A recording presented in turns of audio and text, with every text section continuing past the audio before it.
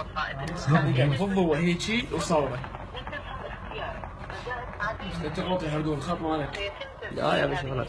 لا تغلط خلاص قبل غير الموضوع. يرجى الانتظار حتى يرد عليكم. ممكن تطلع نفس الصراحة. لا.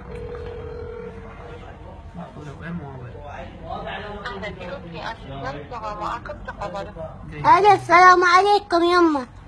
وعليكم السلام ورحمة الله وبركاته. أقول لك أنا في أريد الخدمة هاي مال أسألك شلون أسويها؟ أنت صورة؟ أي هذا خطك ولا لسه غير خدك؟ أي هذا فدوى أروح لك.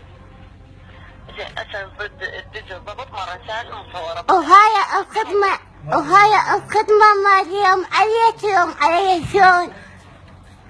زين شنو إجازة حتى تدز الضبط مرة ثانية؟ أنا جهازي هذا اللمس ما بيدقم. شنو؟ هذا اللمس ما بيدقم. أختي أعرفي شنو جهازك وجاي تسوينه حتى تدز رسائل الضبط مرة ثانية. هو نوت 3 مكتوب فيه فوق. ما يصير أختي أعرفي لي شنو نوع الجهاز ورجعي تسوينه. هو مكتوب نوت شنو؟ نوت 3. نوت 3 إيه نوت 3 لعد دقائق توصل الرسائل المصورة. زين هاي بس ولا زحمة وهاي شلون أسويها؟ شنو هي؟ يعني لما ألصق صورة لابني مو يمي شلون أوديه إياها؟ شنو؟ ما عرفت.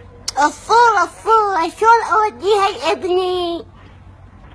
أختي على طول هسه دزيت رسائل الضبط الرسائل المصورة هسه بس توصلش رأسا تشتغل أنت رسالة مصورة بس عبي رصيد تدزي رسالة مصورة. يعني يقطع الرصيد؟